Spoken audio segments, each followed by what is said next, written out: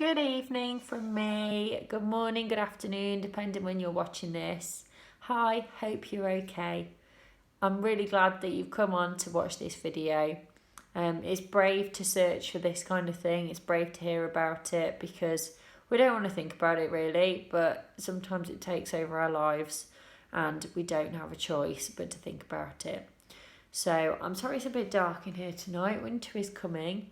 I did have my big light on, but it gave me a lovely shine. So back to the lamp it is. I'm pyjamaed up. I'm sorry, but it's getting cold. I've got my Minnie Mouse on, my Minnie Mouse trousers, all courtesy of Primark. If you haven't been to see the Disney stuff, go and see the Disney stuff. It's amazing and it's cheap. Can't go wrong. So can you tell I'm putting off talking about this? I want to because I hope I can be some help, but it's hard to go through it. I do want to share with you though some of my story. So we are talking exclusively about panic attacks tonight. So I have always been very anxious and a worrier. I worried about everything as a child. Some of you might have been the same, maybe not. But as a teenager, kind of like 16, 17, 18, I was pretty carefree. I think I'd found my way a bit. I got some friends. I finally found some groups I was accepted in. Instead of like at school where I was just like the nerdy one and didn't really belong in any group. So I had some friends. I started to have boyfriends. Life very exciting. I went out more. There was all this freedom and independence. Maybe you were the same. And life started to feel pretty good.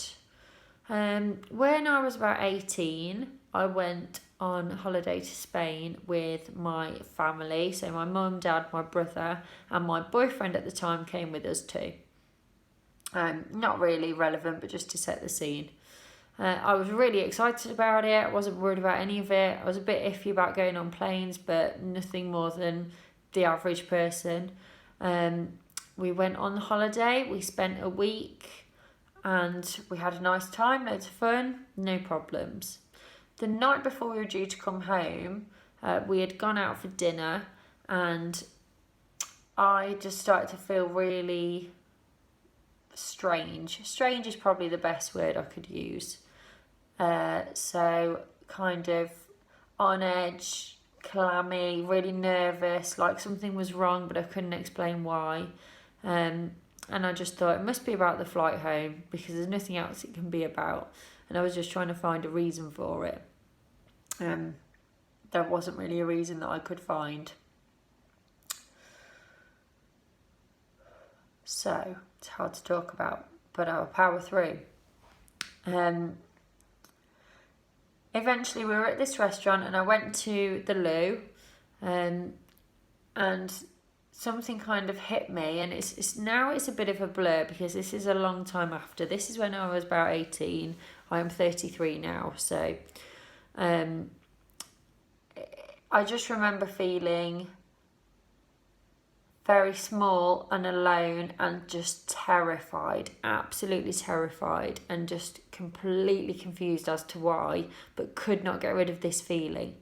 So I remember sitting on the floor in like the corner of these toilets in this restaurant, and my dad came to find me. I think I must have been just outside the toilet, so it wasn't unacceptable for him to wander in, and he gave me a glass of water. And I remember sipping it and that helping me to feel a little bit calmer, but I was still absolutely like wired, on edge, just saying I don't really know what's wrong, and everybody wondering what was wrong. I couldn't eat anything, and yeah, really didn't know what was going on. So just kind of accepted it was all flight nerves. Got through the last day, got to the airport, got on the plane, got through all of that and thought, as soon as I get home, it will be okay, it will be okay. This will go away as soon as I get home. It didn't. It lasted. This one, what I know now was a panic attack, I didn't know at the time, lasted about 3 days. And I know panic attacks are known for lasting a couple of minutes. They reach a peak, they come down.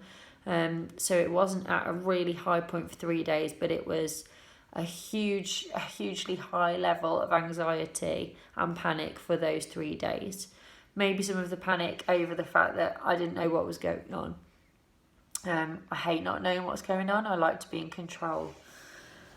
So I spent the next 2 or 3 days, a lot of it in bed, fretting, not sleeping, just completely out of my mind of what is wrong with me. I'm broken, I've just fallen apart. When will this go away? I even had the teddy bear that I had from my childhood stayed with me in bed for 3 days, which I'm really not that kind of person, but I just had to have something like familiar and some security. And honestly, from that point, panic attacks began to take over my life. They took over it to such an extreme. If you have a story or any similarities with this, please let me know. So the important thing to remember is all this time, I didn't know what was happening. And because I couldn't understand it or explain it or call it anything, I didn't know it was panic attacks. I didn't really tell anyone because it was too hard to be like, there's something wrong with me, but I don't know what. People would just dismiss it. So I think I tried a few times, but I stopped. And I also didn't want people to think I was, I don't know, crazy. So it's kind of a bit dark in here, isn't it? But you know, you can hear me. You don't really need to see me. All the makeup's off anyway. So I carried on somehow getting through life as a very hidden version of what I had been. So I wasn't very sociable anymore. I stopped being able to sleep quite quickly because I was just so anxious. I was due to go to university, so we went to Spain that summer and I was going in the September to university. I went, but not as I should have done. I had accommodation there, and I just couldn't stay. I had to be near familiar things, so I wasn't too far from home, about a 20-minute train ride from home. So I used that as an excuse. So many excuses started to appear. Oh, I haven't got any lectures today, I'll just come home. This one's not important, I'll just come home. I'll come home for a week here. I've got a reading week, I'll come home. And if ever I did stay a night, I usually had somebody with me, a friend or my mum or my boyfriend at the time, stayed over with me, and I didn't sleep. It was just a state of anxiety. This became not being able to go on holiday at all, not being able to have nights away, and eventually really struggling to leave the house for the following year or two. All the time not really telling anyone. Broke up with the boyfriend just because it was getting too difficult. It was something else to deal with. So that kind of had to end. I didn't want to be too reliant on anyone either. I wanted to sort whatever it was myself because I'm very like that. So, yeah, went to uni here and there. Clearly, hardly attended and didn't do very well. So after my second year, I got asked to take a year out because my absence levels were so high. Nobody knew. At this point, I had moved into a flat in my hometown just because my parents owned it and it was easy and it seemed like a good idea at the time. I could hide things better there. Nobody knew how much I was going to uni or not. The rest of the time was kind of spent with people. I was a bit reluctant to be on my own. I was out late in the evenings just because going to sleep was such a dramatic thing to go through. There is a video about insomnia, so please check that out separately. And yeah, life was pretty miserable. One day, somebody told me, just somebody that I worked with, I had a little part-time job in the evenings, somebody told me about a service called iApt, an NHS talking therapy service that deal with anxiety and depression. And I kind of thought, well, I don't know that's what I've got, or yes, I'm anxious, but I always have been. This is different. This is something else. I thought a million times that there was something physically wrong with me, because panic attacks can feel so physical. Well, they are physical, aren't they? Completely. They like just swarm you. Ugh, they're horrible. And I decided to contact this service, this IAP service, because let's face it, I had nothing to lose. The person that works there suggested it didn't know the extent of my issues, but just knew bits and pieces, knew that I'd taken a year out of uni. I had told my parents, but, you know, in a very vague kind of, oh yeah, it just makes sense. I'm not really feeling it now. I'm not working hard enough. I need to go back when I am. I never really knew whether I'd go back or not. I did have some IAP sessions, and they just said, honestly, in the first session, you're having panic attacks. This is what the symptoms are. And I was like, yes, that's what's happening to me. How did you know that? Feeling like I was the only person in the world to experience it. They gave me ways of managing it.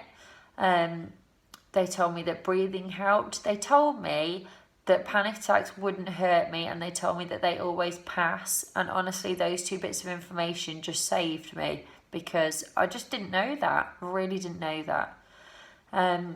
So after quite a journey, once I knew I wasn't going to get hurt by it, I worried about it less, and I think that then it kind of went in a circle, and that helped. So I still don't know what triggered them to begin. I feel like I changed from one person into another, and I feel like I'm not all the way back yet. It's taken me, it was 10 years that I went through without going on holiday. And then I started to get braver and do more things with the help of therapy, with the help of trying things a little bit and thinking, okay, nothing bad happened, maybe I can take the next step, just building it up. So a night away to start with, maybe a weekend, then a week. In that first week away, it wasn't far away from home. I did not sleep the whole week. I didn't go to the toilet the whole week. I barely ate. Like, I hardly functioned, but I did it and got through it. So I have built it up from there. And I did go back to uni a couple of years later and finish my year. I didn't do very well, but I was so proud of myself because I'd gone and finished it. And to me, that was what mattered. So I did my graduation. I got my hat, cap and gown. You know, I could have achieved better than that, but the point is, those were the circumstances at the time. So I can now say, and I hope this is quite inspirational, because you might be at the very low point of this where I was. But in the last couple of years, I managed a trip to New York. I went for my honeymoon, and honestly, if you'd have told me 4 or 5 years ago I would ever be able to do anything that huge, I just honestly would have, well, I would have laughed if it hadn't been so sad, but it felt so sad. Oh, that's my little one crying.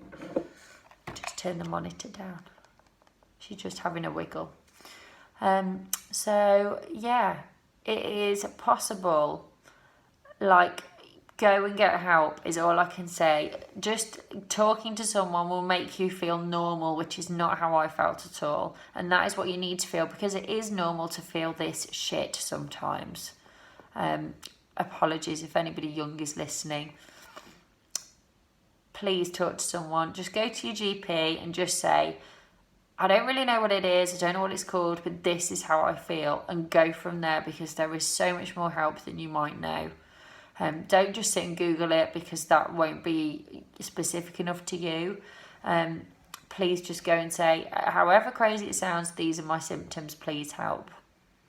Okay, I'm going to go now because it's getting darker and darker. You can barely see me. I'll try and put a filter on this.